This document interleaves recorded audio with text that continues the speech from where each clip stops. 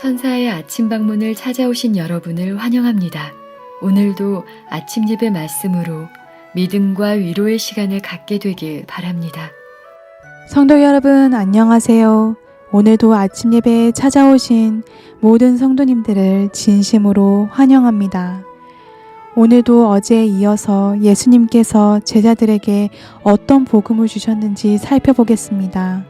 이 말씀이 오늘날 어떻게 적용되어야 할까요?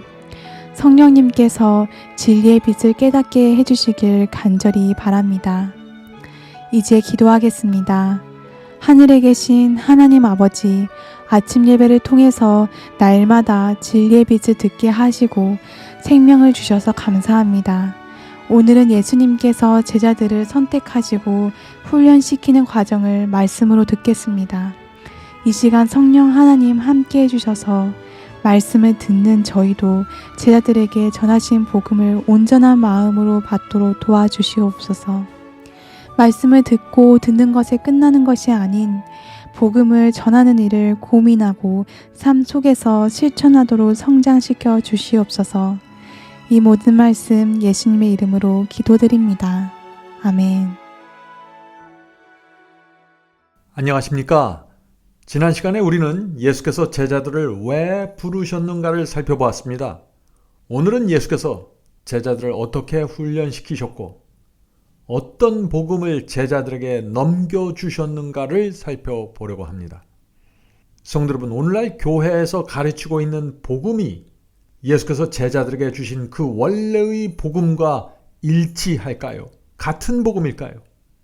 안타까운 사실은 다르다는 것입니다. 예수께서 주신 복음은 오늘날 교회가 전하는 복음과 많이 다릅니다. 오늘 이 문제를 살펴보겠습니다. 이제 본문을 읽으면서 오늘의 주제를 묵상하겠습니다. 최초의 제자들은 12명의 제자들을 불렀어요. 예수께서 훈련시키는 그 장면으로 다시 돌아갑니다. 최초의 제자들은 다양한 기질을 가지고 있었다. 12명의 제자 여러분들 머릿속에서 생각해 보세요. 베드로가 있는가 하면 요한이 있고 또 안드레처럼 조용한 사람도 있고 다양한 기질의 사람들이 지금 12명이 모여 있는 것입니다. 그들은 세계의 교사가 되어야 하였으나 매우 다른 유형의 품성을 드러내었다. 다양한 천성과 생활 습관을 가진 그들이 부름을 받은 그 사업을 성공적으로 하기 위해서는 감정과 사상과 행동을 일치시켜야 할 필요가 있었다. 참 이것은 중요한 얘기입니다. 예수께서 제자들을 부르셨는데 12명을 부르셨는데 예수께서 이 제자들을 양육하고 교육시키는데 무엇을 일치해야 이 교육이 된다는 거예요 지금? 그들의 감정과 사상과 행동이 일치되어야 할 필요가 있었다 하는 것입니다. 참 이게 불가능하게 보이는 얘기 아니에요? 12명이 그렇게 많은 숫자는 아니지만 다 제각기 다른 성격과 기질과 습관을 갖고 있었어요. 그런데 그들에게 온 땅의 땅끝까지 가서 복음을 전파하는 사명을 주어야 하는 것입니다. 그런데 그 사명을 완수하기 위해서는 반드시 어떻게 돼요? 하나로 연합이 돼야 된다는 것입니다. 이 12명이 다 제각기 자기 스타일대로 자기 뜻대로 하면 다 무너져 버리는 거죠. 그래서 반드시 이들은 하나로 연합해야 되는 것입니다. 한 복음, 한 진리, 한 성령 안에서 하나로 연합이 돼야 된다. 그래야 여기서 성령의 큰 능력이 나오면서 복음이 땅끝까지 전파된다는 것입니다. 그들이 부름받은 그 사업을 성공적으로 수행하기 위해서는 감정과 사상과 행동을 일치시켜야 할 필요가 있었다. 성도 여러분, 우리도 마찬가지입니다. 우리도 하나님께서 주신 사업을 이루려면요, 감정, 사상, 행동이 일치되어야 돼요. 오늘 이 문제가 어떻게 이게 가능한 건지 우리가 이걸 살펴야 된다는 것이죠. 자, 그럼 여기서 우리가 질문을 해봐야겠죠. 서로 다른 개성과 기질을 가진 사람들인데 어떻게 감정과 행동이 일치할 수 있을까요? 하는 질문입니다. 이 질문은 정말 중요하죠. 제자들에게 중요했고 그리스도 마음에 있어서 이것은 굉장히 중요했다고 저는 봅니다. 아무리 가르쳐놔도 제자들이 서로 문제가 생겨버리면 다 무너집니다. 초대교회는 있을 수가 없는 거예요. 성령을 부어줄 수도 없는 것입니다. 그래서 이 제자들에게 있어서 연합이라는 것은 하나의 부수적인 아름다운 정신이 아니라 반드시 이루어져야 될 필수입니다. 이거는 복음을 전달하기 위해서는 반드시 연합이 필요하다. 그리스도께서는 그 연합을 이루시려고 목적하셨다. 그분은 이 목적을 위하여 그들을 당신과 연합시키고자 애썼다. 자, 이게 무슨 뜻이에요? 12명을 연합시키려고 하셨는데 그 먼저 누구하고 연합시키려고 했었어요? 그리스도 자신과 연합시키려고 했었다고요. 성도 여러분, 우리 감정과 사상과 행동이 연합하려면요, 우리끼리 잘 한다고 되는 게 아니에요. 노력이 필요합니다. 우리가 애를 써야 돼요. 그러나 그것만으로는 안 된다는 거예요. 어떻게 해야 돼요? 그리스도와 먼저 연합을 해야 된다는 것입니다. 각 사람이 그리스도와 연합을 해야 되는 거예요. 그리스도의 임재가 우리 속에 계셔야 된다는 것입니다. 그렇게 되면 자연히 내 속에 계신 그리스도를 통해서 자연스럽게 감정과 사상과 행동이 하나로 연합하게 된다는 것입니다. 참 이것은 정말 중요한 것입니다. 그래서 그 다음 페이지에 있는 이어지는 말씀을 보면은 성화를 얘기하는 것입니다. 그래서 연합을 얘기하면서 성화를 얘기하는 이유가 바로 여기에 있어요. 자, 계속해서 읽어보죠. 하늘 아버지께 드린 주님의 기도 속에 그가 애쓰신 수고가 나타나 있다. 아버지께서 내 안에 내가 아버지 안에 있는 것 같이 저희도 다 하나가 되어 우리 안에 있게 하사. 그리스도와 하나님과 연합해서 하나가 된 것처럼 저희도, 저 12제자들도, 저희 하나님의 백성들도 우리 안에서 하나가 되게 해 주시옵소서. 아버지께서 나를 보내신 것과 나를 사랑하신 것 같이 저희도 사랑하신 것을 세상으로 알게 하려 함이로소이다. 그분은 그들이 진리를 통하여 성화되기를 끊임없이 기도하셨다. 무슨 뜻이에요? 결국 우리가 주님과 하나가 되려면은 또 우리가 우리의 형제들과 또 제자들이 하나가 되려면 뭐가 돼야 된다는 거예요? 성화가 돼야 된다는 거예요. 성화가 이루어져야 연합이 가능해진다는 것입니다. 왜냐하면 너무 다 다른 사람들이 모이기 때문에 그렇죠. 성화가 뭐예요? 내 뜻을 부인하고 주님의 뜻에 굴복하는 게 성화예요. 나를 부인하고 주님의 뜻을 따라가는 게 성화예요. 그래야 연합이 된다는 것입니다. 제자들 12명 모두 자기 뜻대로 자기 생각대로 가버렸으면 어떻게 될까요? 안 되는 것이죠. 감정과 사상과 행동이 하나로 연합할 수 없습니다. 그러면 예수께서 세우신, 하나님께서 세우신 계획에 큰 문제가 생긴다는 것입니다. 그래서 바울이 고린도후서 10장 5절에 이런 말씀을 한 것입니다. 킹제임스 성경이죠. 우리는 상상하는 것과 하나님을 아는 지식을 대적하여 스스로 높이는 모든 것을 무너뜨리고 모든 생각을 사로잡아 그리스도께 복종시키며, 스스로 높아지려고 하는 모든 것을 무너뜨리고 모든 생각을 사로잡아 그리스도께 복종시킨다는 것입니다. 이것이 성화입니다. 근데 이게 어떻게 가능해질까요? 이건 정말 인간의 힘으로는 가능한 것이 아니에요. 어떻게 가능할까요? 십자가에 달리신 그리스도를 바라보아야만 가능해지지 않겠습니까? 십자가를 바라볼 때 성령께서 우리의 마음을 감동시키고 부드럽게 하시고 주님의 뜻에 순종하고자 하는 강력한 소원과 충동을 주시는 것입니다. 그래서 우리는 그 소원과 주께서 주시는 그 충동에 이끌려서 살아가게 되는데 그것이 성화이고, 그렇게 될 때 연합은 자연스러운 열매로 맺혀지게 된다는 것입니다. 연합은 열매입니다. 연합은 열매예요. 연합은 우리가 목적을 향해서 연합합시다 해갖고 막 목적으로 해서 되는 게 아니에요. 연합은 열매로 맺혀지는 결과물들이에요.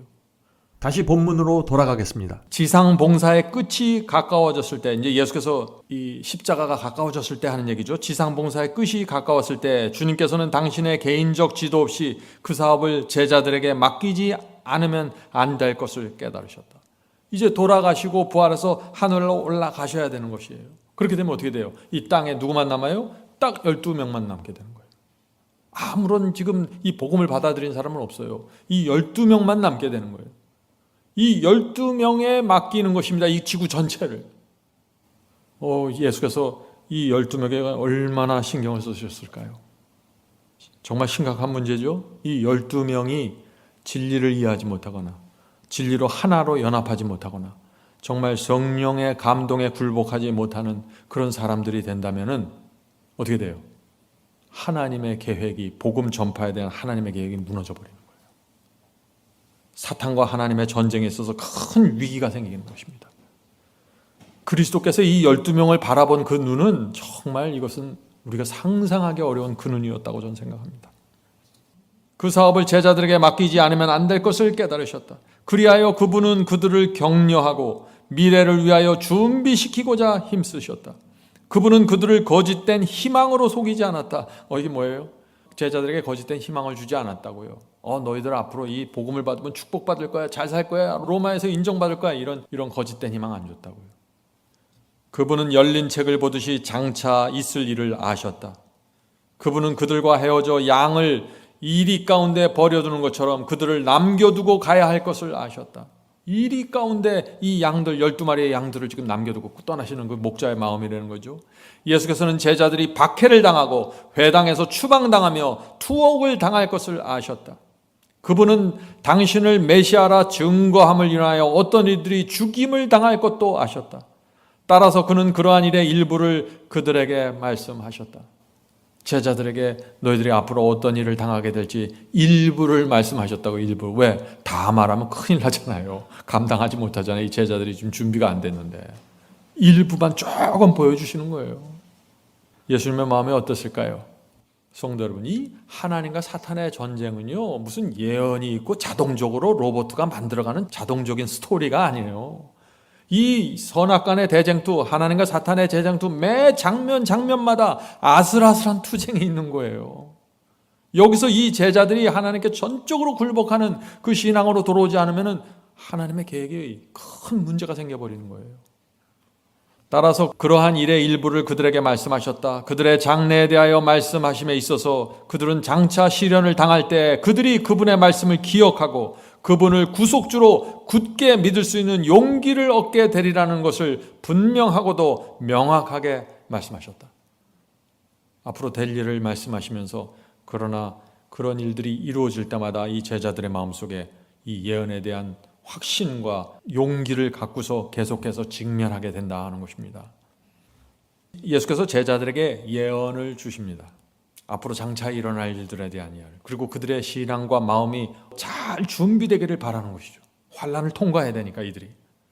사탄은 그 환난 속에서 초대교회 로마 황제를 움직여서 자극해서 이 12제자를 얼마나 공격했겠어요. 복음이 퍼져나가기 전에 12명을 다 죽여야 되는 것이에요. 그게 사탄의 목적이에요. 얼마나 힘들게 했겠어요. 이 제자들이, 이 연약하고 부족한 이 무식한 제자들이 과연 이 사탄의 공격을 받아낼 수 있을까요? 이것이 하나님과 사탄의 전쟁입니다. 이어지는 본문을 살펴보겠습니다. 그리스도의 대표자로서 사도들은 세상에 결정적인 감명을 끼쳐야 됐다. 여기 중요한 말씀이 나옵니다. 복음이 어떻게 전파돼요? 결정적인 감명을 끼침으로써 전파된다는 거예요. 이것을 우리가 좀 마음에 깊이 받아들이고 묵상해야 돼요. 우리 그리스도인의 삶이 무엇인지 결정적인 감명을 끼쳐야 됐다. 그들이 과거 비천한 사람들이었다는 사실로 그들의 가마가 손상되는 것이 아니라 오히려 증가될 것인데, 그래요. 베드로가 무식하다, 요한이 성격이 안 좋았다, 누가 문제가 많았다, 과거에 있었던 그런 것들이 오히려 손상을 끼치는 게 아니라 가마를 증폭시킬 거라고요. 왜요? 변화된 그리스도의 모습이 나타났기 때문이죠. 옛날에 얘가 이렇게 쓰레기였는데 이런 엄청난 사도가 되었다. 거기서 사람들이 큰 감명을 받게 된다는 것입니다. 복음은 변화시키는 것입니다. 복음을 한 사람은 그대로 내버려 두고 그냥 교리 전파하는 게 아니에요. 오히려 증가될 것인데, 이는 그 말을 듣는 이들의 마음이 그들에게서 보이지 않으나 여전히 그들과 함께 역사하시는 구주에게로 인도될 것이기 때문이었다. 뭐예요? 제자들의 삶을 통해서, 제자들이 전하는 그 기별을 통해서 사람들이 제자들을 보는 게 아니라 그리스도를 보게 된다는 것입니다. 그리스도께서 얼마나 위대하시면 저런 사람들을 만들어낼 수 있을까? 그렇게 생각한다는 거예요. 그래서 큰 감명을 받는다는 것입니다. 사도들의 경이로운 가르침, 용기와 신념의 말씀 등은 모든 사람들에게 그것이 그들의 힘으로 한 것이 아니라 그리스도의 능력으로 한 것임을 확신시켜 줄 것이었다. 사도들이 경이로운 가르침을 했어요. 사도 바울은 놀라운 설교 하잖아요. 제자들이 그들의 용기와 신념을 보면 놀라운 것이에요. 그러나 그들의 용기와 신념, 가르침, 이것만으로는 복음이 땅 끝까지 전파될 수 없는 거예요. 그리스도의 능력으로 저 사람들이 저렇게 변화됐구나 하는 이 전격적인 결정적인 감명이 사람들의 가슴을 침으로써 이 복음이 전파된다는 것입니다. 성도 여러분, 우리가 변화되어야 될까요? 변화되어야 되는 것입니다. 전격적으로 변화가 되어야 되는 것이에요. 이것이 복음이 전파되는 방식이라는 것입니다. 라오디게아 교회가 왜 이렇게 연약합니까? 지금 이 문제가 빠져버린 거예요. 결정적인 감명을 끼치지 못하는 것이에요. 진리는 붙잡고 있는데. 그들은 자신을 낮추면서 유대인들이 십자가에 못 박은 그분이 바로 생명의 왕이셨으며 살아계신 하나님의 아들이셨다는 것과 자신들은 그분의 이름으로 그분이 하신 사업을 하였다고 선포할 것이었다. 성도 여러분, 이 제자들의 확신과 믿음, 또 그들의 헌신과 생애, 이걸 보면은 정말 우리가 이 복음이 어떻게 전파되는가를 우리가 볼 수 있습니다. 제가 아까 말씀드렸지만은 제 생애를 되돌아볼 때요, 제 주변에 지식이 많았던 사람들이 있었어요. 저보다 지식이 많았던 그리스도인들이 있었어요, 제 주변에. 또 강력한 확신을 갖고 있었던 동료들도 있었어요. 그런데 결국에는 하나님께서 어떤 사람을 끝까지 인도하시는 것을 보면 가장 중요한 게 순수함이에요. 순수함. 이게 있으면 하나님께서 끝까지 가져가는 거예요. 사탄이 흔들어댈 때 순수한 사람들은 이런저런 이유로 떨어져 나가지 않았어요. 근데 진리가 많았던 사람, 확신이 있었던 사람, 이런 사람들이 순수하지 않았을 때 사탄의 공격을 받고 흔들려서 떨어져 나갔어요. 순수함이 중요합니다. 주님을 따를 때, 복음을 전할 때, 설교할 때, 봉사할 때 그 마음이 순수한 사람들. 순수하다는 게 뭐예요? 순수하다는 게 내 이익을 생각하지 않고 내 뜻을 생각하지 않고 주님의 뜻이 무엇인가, 주께서 원하시는 것이 무엇인가, 그것을 최우선으로 생각한다는 것이에요. 그것이 순수하다는 거예요. 순수함이 무엇인가? 성령께서 내 양심에 호소하실 때 나를 내려놓고 굴복하는 것, 이것이 순수함이에요. 이런 사람들은 사탄이 흔들질 못해요. 능력이 부족할 수 있습니다. 말을 잘못할 수 있어요. 그러나 하나님께서 이런 사람들을 끝까지 데리고 가십니다. 그런 사람들이 결국 성장하고 견고하게 쓰는 것입니다. 이어지는 본문을 살펴보겠습니다. 십자가에 달리기 전날 밤 제자들과의 고별 담화에서 구주께서는 이미 견디신 고통과 아직 견디셔야 할 고통에 대해서는 말씀하지 않으셨다. 그분은 자기 앞에 놓인 굴욕에 대해 말씀하지 않으시고 그들의 마음에 믿음을 굳게 하고, 제자들의 마음에 믿음을 굳게 하고, 왜 십자가가 오면은 지금 엄청난 고난과 엄청난 환란이잖아요, 이 제자들에게, 이 연약한 제자들에게. 그래서 그들의 믿음을 붙잡아 주기 위해서 얼마나 애를 쓰셨겠어요. 이 12명의 제자들 아직 확실한 거듭남도 없는 사람들인데, 진리가 뭔지도 정확하게 보질 못하는데 이들이 십자가의 고난을, 환란을 통과하면서 그리스도 옆에 남아 있어야 되는 것입니다. 도망치지 않고 그들의 마음에 믿음을 굳게 하고 그들로 하여금 승리자에게 주어질 기쁨을 고대하도록 이끌고자 노력하셨다. 그분은 당신이 약속하신 것보다 더 많은 것을 그의 제자들을 위해 할 수 있게 되리라는 것과 당신에게서 사랑과 동정이 흘러나와 영혼의 성전을 깨끗하게 하며 사람들의 품성을 당신과 같이 변화시키게 되리라는 것, 그리고 성령의 권능으로 무장된 진리가 나아가 정복하고 또 정복하게 될 것을 생각하시고 기뻐하셨다. 지금 예수님의 앞에 앉아있는 12명을 보면 정말 한심한 거예요. 그러나 이들이 결국 십자가를 통해서 양육이 되고 성장하고 이른비 성령, 오순절 성령을 받고 나가서 정말 이 세상을 진리로 정복하고 또 정복하면서 변화된 생애를 살 그 모습을 바라보면서 마음의 기쁨을 충만하게 가지셨다고요. 우리가 우리 서로에 대해서 그렇게 바라봐야 된다는 것입니다. 우리가 지금 다 제자로서 양육되고 있습니다. 우리가 지금 우리 앞에 있는 연약한 사람들만 보면 안 돼요. 이 진리를 통해서 성령께서 저 영혼을 어떻게 양육시키고 어떻게 저 영혼이 굳세게 쓸 것을 바라보면서 기쁨으로 우리 성도들의 교제가 이루어져야 한다는 것입니다. 그래야 실망하지 않아요. 우리는 예수께서 앞으로 나타날 핍박과 박해를 알려주셨어요, 제자들에게 살짝. 그러나 동시에 놀라운 희망을 제자들에게 또 주는 것입니다. 너희들은 승리할 거야. 너희들이 이 세상을 정복할 거야. 너희들이 설교할 때 사람들이 변화될 거야. 사람들의 성품이 달라질 거야. 너희들의 설교에 의해서.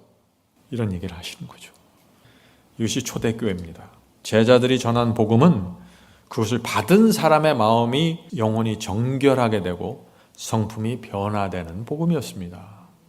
그래서 제가 승리의 복음을 말하는 것이에요. 승리의 복음이 뭐예요? 초대교회의 사도들이 전한 복음을 승리의 복음이라고 부르는 거예요.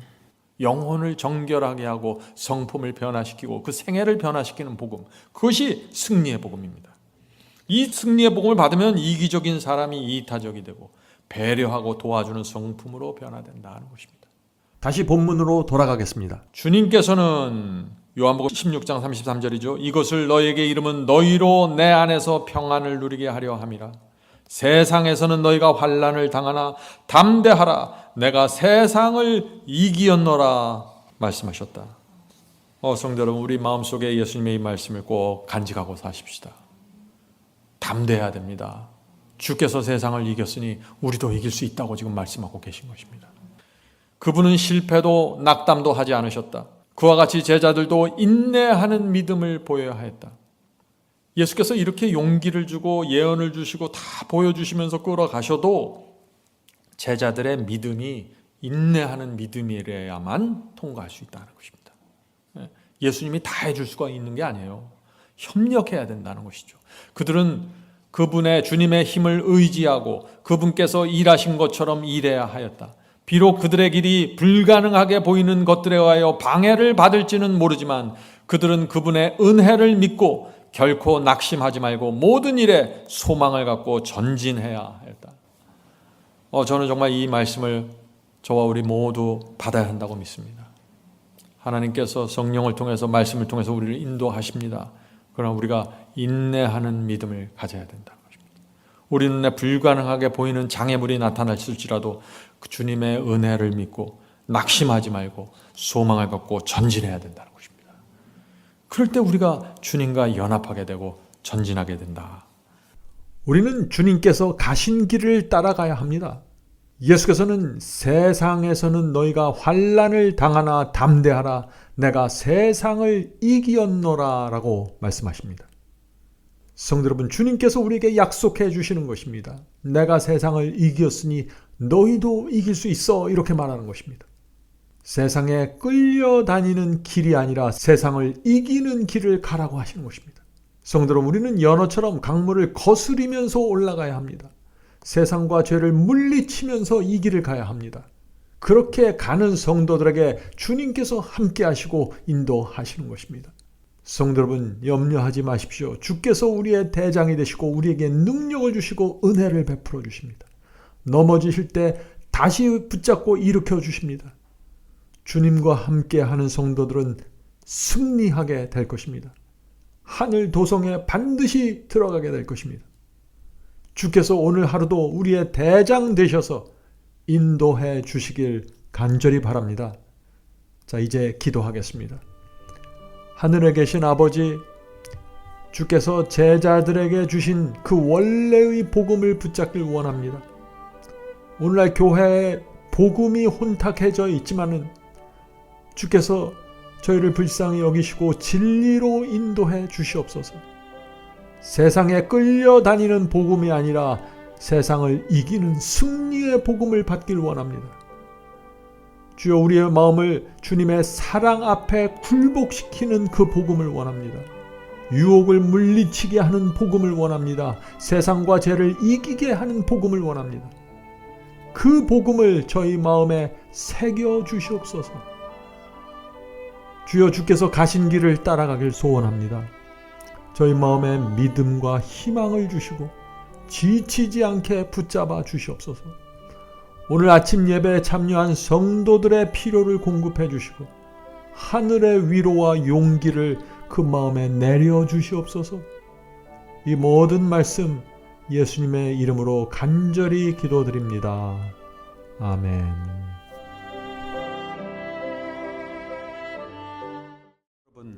마지막 사명에서는 아침 예배 채널을 유튜브에서 별도로 운영하고 있습니다. 아침 예배 채널에서는 매일 새벽 4시에 예배 영상이 올려지고 있으며 특별히 아침 9시에 예배가 진행됩니다. 아침 9시 예배가 아침 예배 채널의 독특한 특징입니다. 원하시는 분들은 유튜브에서 아침 예배 채널을 별도로 구독 신청하여 주시면 저희와 함께 아침마다 예배드릴 수 있습니다. 매일 아침마다 하나님의 말씀으로 저희 모두가 주 앞에 나와 예배드리는 신앙으로 함께 나가게 되길 간절히 바랍니다. 감사합니다.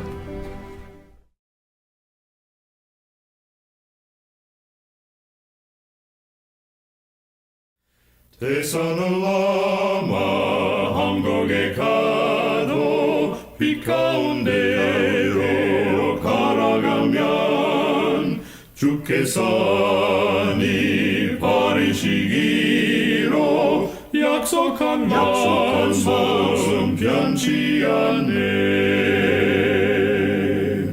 하늘의 양 그 밝은 빛이 내 영혼 속에 자고 넘치네. 할렐루야 널 기뻐하며 주 이름 높이 찬양하리. 관영한 자비 널 기뻐하며 영원한 장금 목적하고 그 크신 이름 찬양함으로 날마다 빛에 걸어가리.